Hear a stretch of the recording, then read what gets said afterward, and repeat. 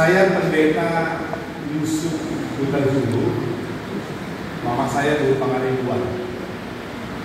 Bapak mertua saya si Tohang, orang tua dari mantan pacar saya yang sekarang jadi istri, ya. Dan mama mertua saya dulu Jantui. Mungkin di sini ada, saya panggil apa karena muruka apa ya semua ya. Baik, saya sejak SMP sudah dapat panggilan untuk jadi hamba Tuhan. Jadi begitu tamat SMA, saya nggak mikir mau kuliah kemana, langsung sekolah teologi. Waktu itu yang paling tidak terima itu mama saya. Karena kami 8 bersaudara, saya paling kecil. Waktu itu saya sebenarnya sudah terima jadi pegawai negeri sipil di LP. Karena saya dulu ada sekolah namanya SHJ, Sekolah Hakim dan Jaksa dulu. Ya. Saya kalau kuliah harus sarjana hukum. Begitu saya tinggal, saya marahnya luar biasa, ya. Karena paling kecil mungkin berharap oma dongak juga pikirnya seperti itu, ya. Saya sekolah kitab, dia bilang begini, nakku, kalau kamu pergi sekolah kitab, ini bahasa kami di Siantar ya, saya orang Siantar, liter dan melalui kamu kata. Tapi kalau kuliah salah, semua kejual untuk kamu katanya. Betul Bapak Ibu. Saya masuk teologi, Rp1 nggak dikirimnya bertahun-tahun. Sampai saya tamat. Sedih kali buat saya. Karena aku lihat teman-temanku di kantin, aku masuk ruang doa. Karena langit saya. Dan begitu seterusnya. Jadi sejak aku sekolah kitab sampai hari ini, saya hidup karena kemurahan Tuhan. Karena kasih karunia Tuhan. Tuhan tempatkan saya simpang selain ini, saya tidak tahu kemana, tidak punya tanah 1 jengkal. Sekarang ada gereja, itu kasih karunia Tuhan. Ada rumah doa, itu kasih karunia Tuhan. Waktu COVID tahun 2020, mungkin ada bapak yang kasihan lihat saya. Akhirnya dia bilang, Pak Yusuf mau mobil. Saya pikir saya dikasih kue aja senang, apalagi dikasih mobil. Saya bilang, mau lah, saya bilang kan. Saya saksikan ke gereja, seminggu, 2 minggu, 3 minggu tak ada mobil itu, cerita. Ya. Gak tahu di minggu ke-6, Pak Yusuf bisa datang ke showroom mobil ini kan? Sampai saya di sana, nama saya ada di situ, tapi yang membeli tidak ada. Saya punya mobil pun kasih karunia Tuhan. Saya punya istri kasih karunia Tuhan. Istri saya ini S1 teknik sipil di Lomensen. Dia dulu main keyboard, main musik, parpoti di HKBP Berdamaian di Siantar. Karena mertua itu HKBP dan guru Pandenkor dan berkembang. Jadi waktu aku teman dengan dia apa katanya? Kau jangan sama si Yusuf itu, orang Pentakosta itu. Ya.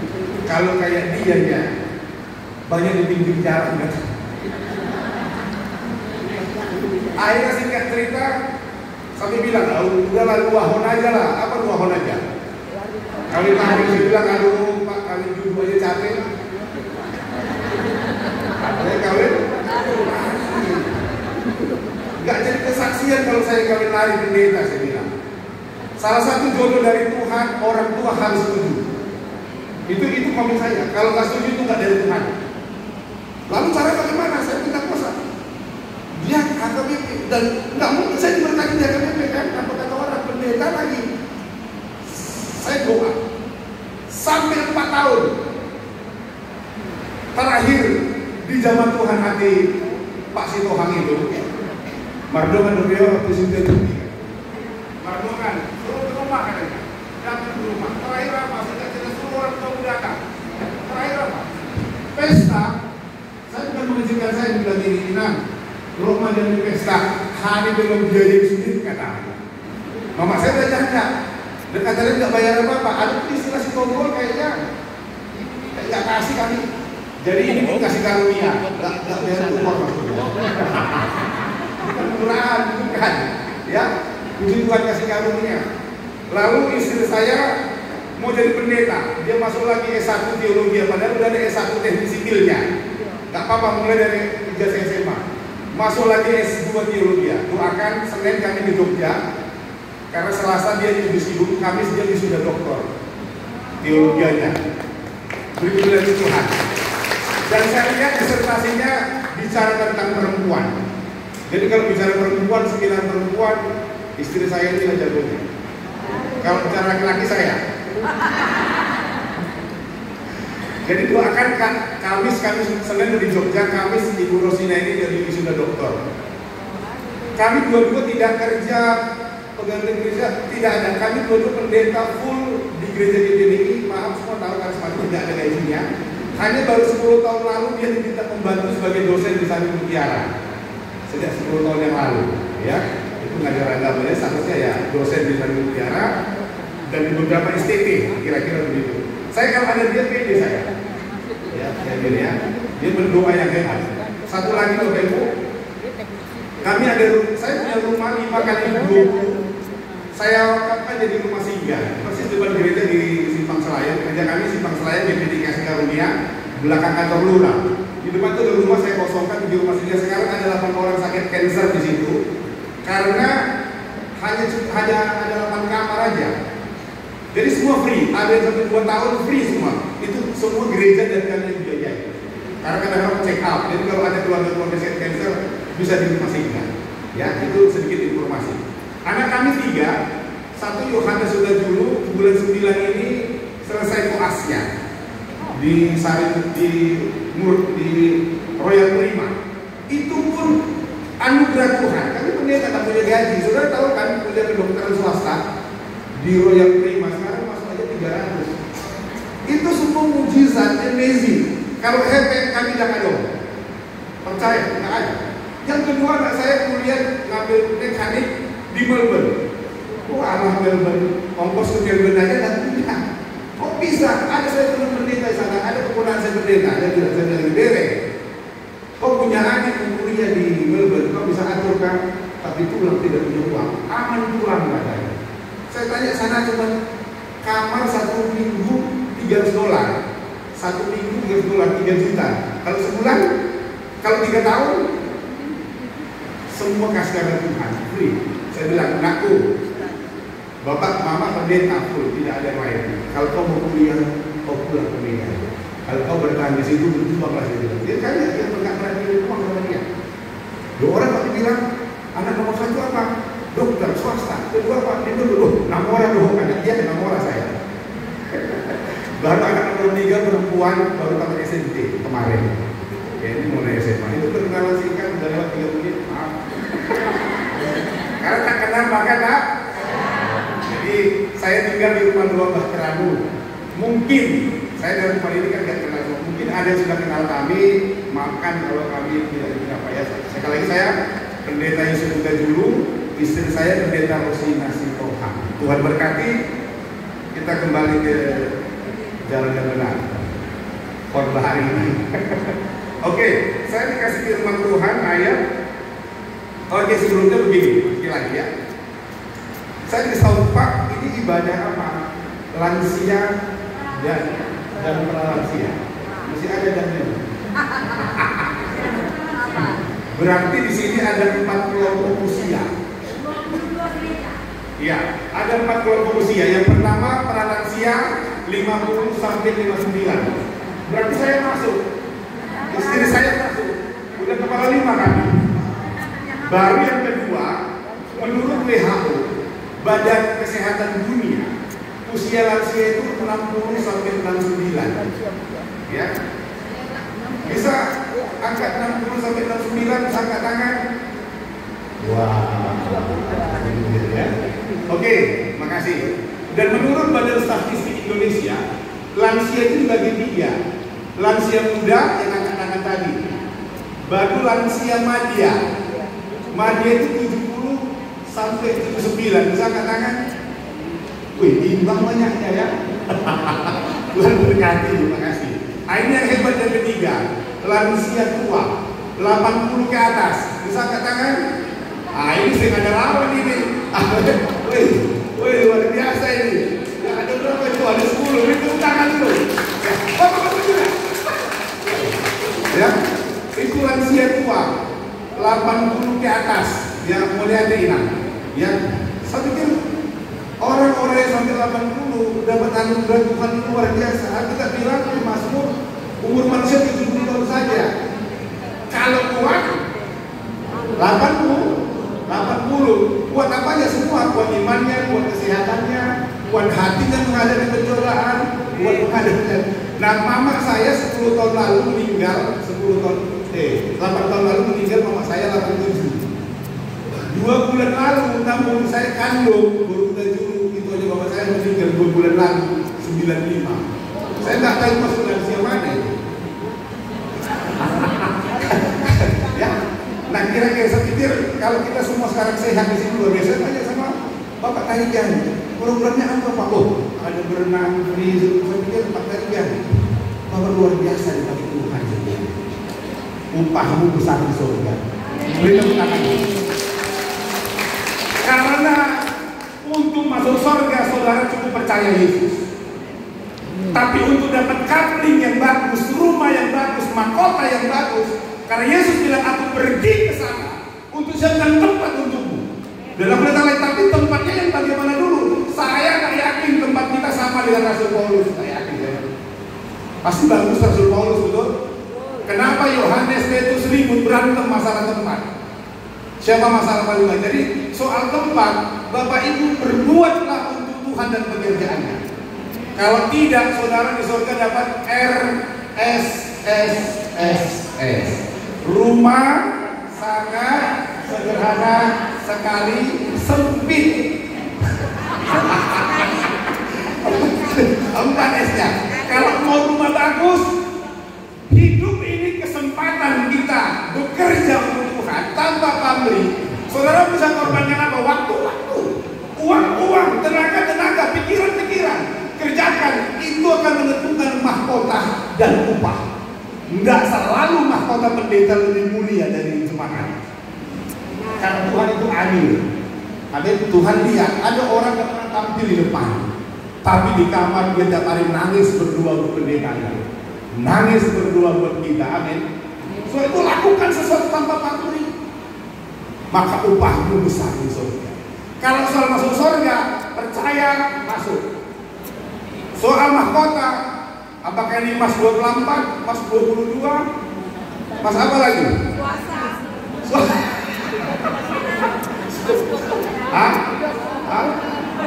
Mas Jokowi. Kira-kira kalau kapling, kita kan ada perumahan Jokowi, ada perumahan biasa, ada Setiabudi, ada perumahan di Sumatera.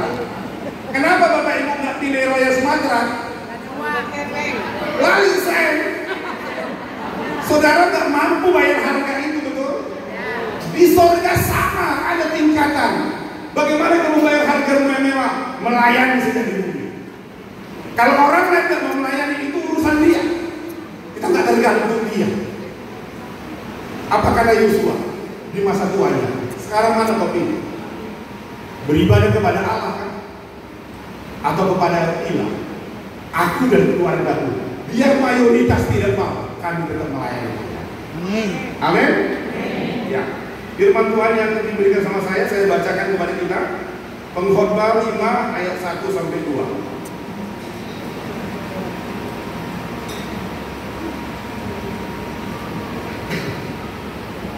Kalau Bapak Ibu ada Alkitab atau ada aplikasi Alkitab di handphone, bisa kita buka, kita baca bersama, ya. Dan Pengkhotbah pasal 5 ayat 1 dan 2 dari kata janganlah terburu-buru, ya. 2, 3 ya. Janganlah terburu-buru dengan mulutmu, dan janganlah hatimu lekas-lekas mengeluarkan perkataan di hadapan Allah. Karena Allah ada di surga dan engkau di bumi. Oleh sebab itu, biarlah perkataanmu sedikit. Karena bagaimana mimpi disebabkan oleh banyak kesibukan, demikian pula percakapan bodoh disebabkan oleh banyak perkataan. Jadi tema firman Tuhan hari ini yang disampaikan kepada saya, sedikit berkata, banyak bekerja. Coba sama-sama kita katakan 2, 3 ya. Sedikit berkata, banyak bekerja. Amin. Nah, mungkin kita pernah dengar seperti peribahasa, ya. Peribahasa yang berkata, ya, banyak, ya, sedikit berkata dan banyak bekerja itu, ya. Orang tua saya dahulu sering berkata begitu, ya. Waktu kecil kita senang kali berbicara, ya. Banyak tanya, banyak omong. Itu anak-anak kecil, ya. Anak kecil kan banyak bertanya, Pak ini apa, itu apa, ini apa. Dia nanya lalang, tapi nggak ada kerjanya. Dia kan kerjanya bertanya. Kalau orang tua tidak, dia banyak merenung, perbuatannya yang banyak. Amin. Ya. Nah dikatakan di sana,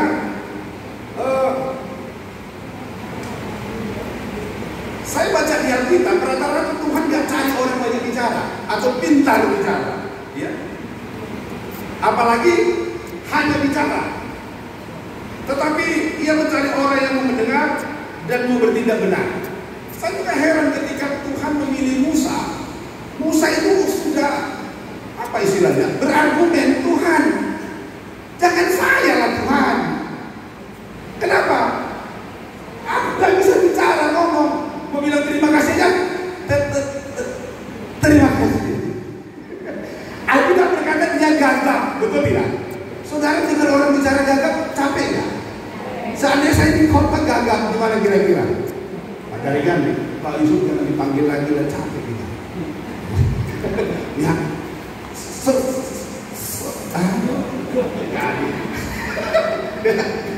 tetapi Tuhan pilih dia, kenapa? Di Alkitab berkata, laki-laki sejak dunia diciptakan, pertama laki-laki diciptakan siapa? Adam. Sampai nanti dunia nggak ada lagi, siapa laki-laki terakhir? Nggak tahu. Belum ada terakhir kan? Semua laki-laki seluruh dunia. Kalau bicara hati, nggak ada hati yang seluruh hati dan Musa. Itu kata Firman. Kalau Musa bilang hatiku lembut, Pak Tarigan bilang hatinya lembut, bapak-bapak yang bilang hatinya lembut, maaf. Hati Musa lebih lembut Pak dari kita. Berapa kali mau dilempari batu dia santai aja. Berapa kali dia Musa orang benar yang siap dipersalahkan. Itu hati lembut. Saudara sekarang manusia salah aja tidak terima disalahkan. Apalagi benar disalahkan. Oh, main jadi. Ini benar disalahkan terima. Nah kalau di sini ada kaum pria seperti itu, berarti Anda identik dengan Musa. Amin. Nah,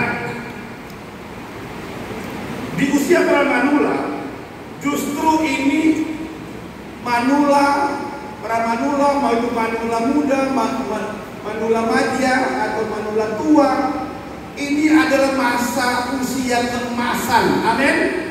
Amin. Ya, emas, kenapa? Karena ini usia bukan untuk banyak bicara. Ini usia untuk banyak menjadi teladan. Saya mau katakan gereja, Pak, Ibu, kita gak kekurangan orang pintar.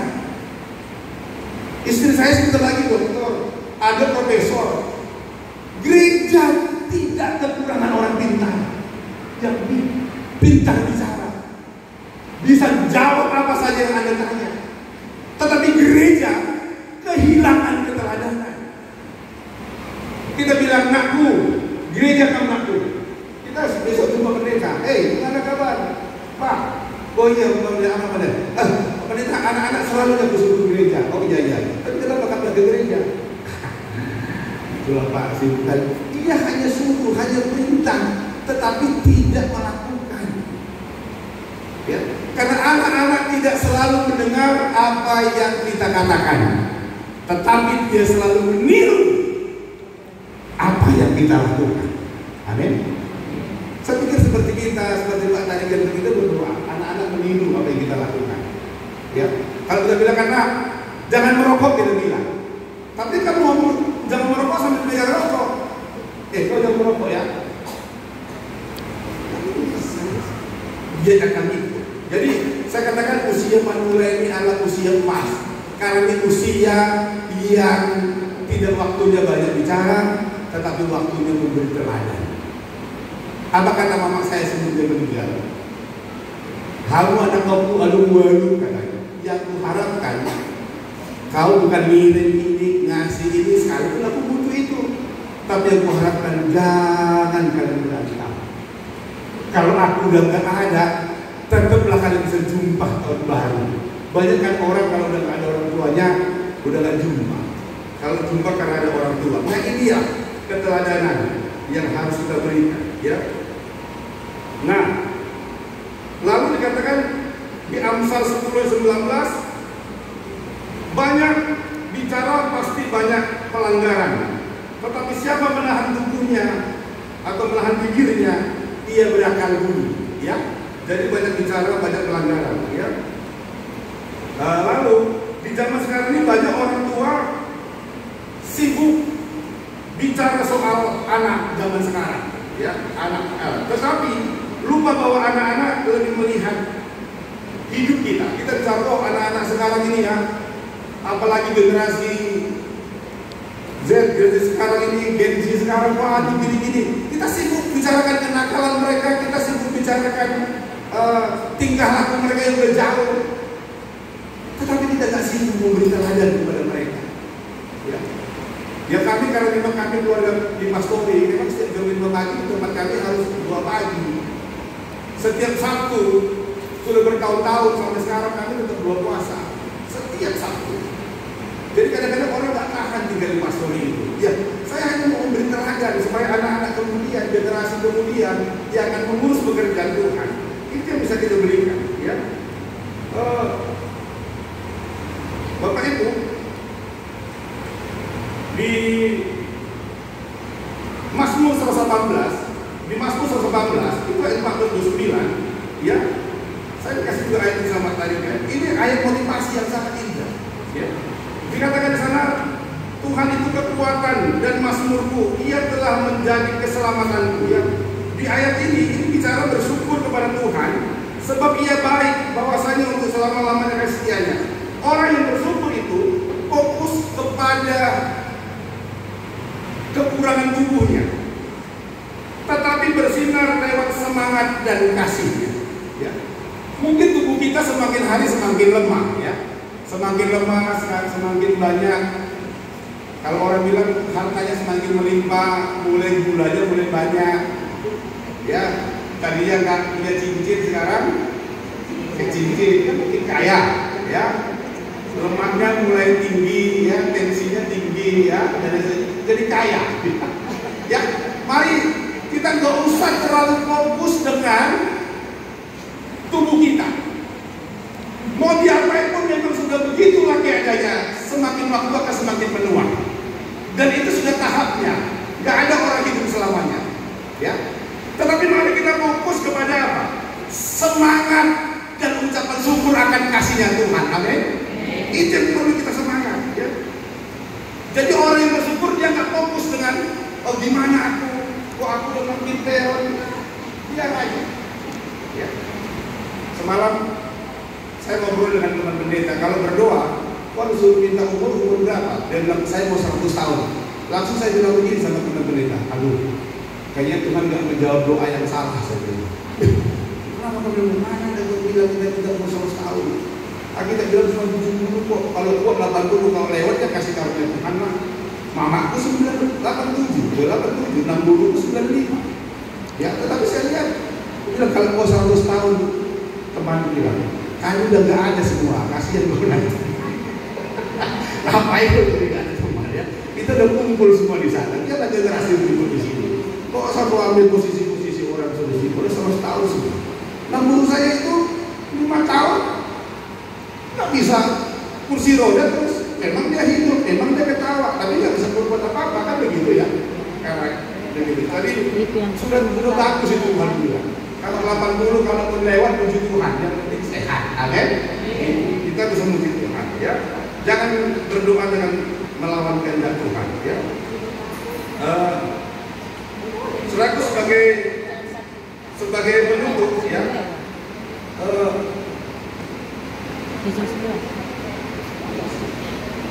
Ada ilustrasi begini. Teringat ada satu opa yang umurnya 70 tahun, ya. Opa ini sudah tidak banyak bicara, ya. Tapi setiap pagi opa yang 70 tahun ini nyapu halaman. Ya, setiap pagi dia nyapu halaman, ya. Di gereja pun sama, dia rajin juga sapu halaman gereja, ya. Nah, dan dia selalu membersihkan kursi gereja tanpa diminta, ya. Karena kalau orang bersihin gereja kan ada roster kan, jadwal. Ada kata-kata pendeta, tolong dulu ya. Nah, Opa ini tidak, nggak diminta pun. Dia rapikan sekali waktu anaknya tanya, Opa ngapain bersihkan bangku gereja, sapu-sapu halaman? Itu kan bukan kerja Opa lagi, Opa nggak diminta, ya.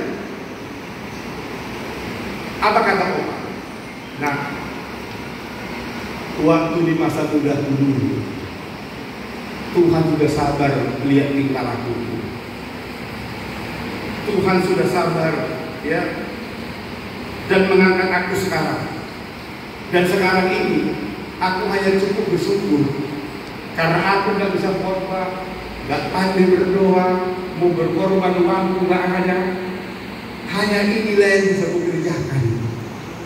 Karena paling tidak aku dapat rumah sedikit lebih bagus di surga. Karena kalau hanya percaya rumahnya hanya RS 4 kali, tetapi karena aku pengen punya rumah gak bagus, masa mudaku udah terlalu jelek, dan seperti itu pun aku diangkat Tuhan. Dan sebagai rasa syukurku gak usah diminta, karena itu namanya gereja dan pekerjaan Tuhan. Persekutuan, perkumpulan apapun namanya, itulah yang bisa dikerjakan. Amin. Amin. Nah, itulah kesaksian Opa itu. Paling tidak kita yang perlu. Jadi kembali ke tema kita hari ini, ya. Sedikit bicara, banyak bekerja. Saya tutup dengan ilustrasi. Khotbah saya sudah selesai. Saudara tahu nggak? Ada bangsa yang bicara banyak, sedikit kerja. Ada bangsa yang kerja banyak, sedikit bicara. Dan ada bangsa yang banyak bicara, banyak kerja. Kira-kira di bangsa Indonesia ini masuk kelompok yang mana? Banyak bicara. Saya ulang ya. Ini menurut ya. Tapi jangan bilang-bilang ya Pak Yusuf ini jelek-jelek kan enggak, saya Indonesia. Ya. Ada bangsa yang sedikit bicara banyak bekerja. Apa itu? Jepang, Korea. Ada orang Jepang di sini? Yang pernah ke Jepang? Sedikit bicara, banyak bekerja. maju nggak? Maju. Pintar nggak? Pintar. Hebat ya.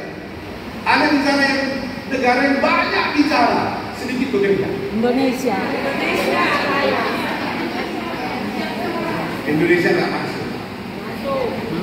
Suka saya bilang nggak masuk, kok maksa ini? Tak ada ya. Indonesia nggak masuk. Yang lain? India. India banyak bicara, sedikit gitu. Angge beringgi, buruk-buruk. Hari Minggu hari pre, sudah menjaga negeri. Oke, yang banyak bicara banyak kerja. Soviet. Cina ya. Apa? Banyak bicara banyak kerja, oke lah. Ya. Sanksi auto, Alani bagi hostnya dan lain sebagainya. Sanksi. Ya, banyak bicara. Kenapa saya kata ya sedikit bicara banyak bekerja itu kita mau ya. Ya Pak jaringannya. Baru ada orang banyak bicara banyak bekerja masih oke lah ya. Tapi kalau sedikit bicara, banyak bicara sedikit bekerja. Saya katakan di tiga-tiga ini Indonesia nggak masuk. Sorry, kadang-kadang Indonesia ini nggak tahu apa yang dibicarakan, apa yang dikerjakan. Dia ngomong apa sih yang diomongin sampai dikerjakan? Beda. Itu lebih parah. Ngomong Tuhan, haleluya shalom, belakang mencuri, mabuk, haleluya shalom, tadi spiritual ke gereja nggak ada daftar hadirnya. Makanya saya bilang kadang-kadang kita ini apa yang diomongin, apa yang dikerjain nggak sama, dan itu lebih parah. Itu hanya ilustrasi. Amin, kita berdoa.